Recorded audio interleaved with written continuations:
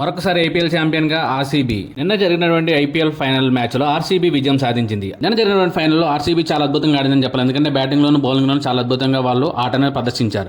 అదే విధంగా వాళ్ళు ప్రెజర్ టైంలో ఏ విధంగా చేయాలి, బౌలింగ్ ఏ విధంగా చేయాలి, బ్యాటింగ్ ఏ విధంగా చేయాలి, చాలా అద్భుతంగా వాళ్ళు. అదే విధంగా వాళ్ళ యొక్క కెప్టెన్ రజాత్ పటిదార్ చాలా అద్భుతమైనటువంటి ఫీల్డింగ్ సెటప్ తో అదే విధంగా వాళ్ళందరినీ ఏ విధంగా మోటివేట్ చేయాలి ఆ విధంగా మోటివేట్ చేస్తారు. కానీ ఇక్కడ మనకి జీటీ అక్కడ ఆడింది తక్కువని ఏం చెప్పలేదు. కాకపోతే అక్కడ పిచ్ కండిషన్స్ బట్టి వాళ్ళు సరిగ్గా వాళ్ళు అనలైజ్ చేసుకోలేకపోయారు.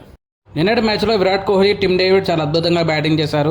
తొందరగా వికెట్లు పడిన తర్వాత వాళ్ళు ఒక నిలకడమైనటువంటి భాగస్వామ్యాన్ని నెలకొల్పారు. జీటీ యొక్క బ్యాటింగ్లో వాషింగ్టన్ సుందర్ అక్కడ మాత్రం అద్భుతంగా బ్యాటింగ్ చేశాడు.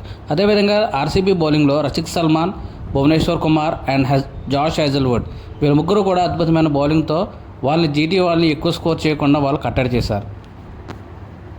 ఓవరాల్గా ఐపీఎల్ 2026 ఫైనల్స్లో ఆర్సీబీ వాళ్ళు అద్భుతమైన ఆటను ప్రదర్శించి వాళ్ళు విజేతలుగా నిలిచారు. అదేవిధంగా ఐపీఎల్ 2026 టైటిల్ కూడా వాళ్ళు గెలుచుకున్నారు.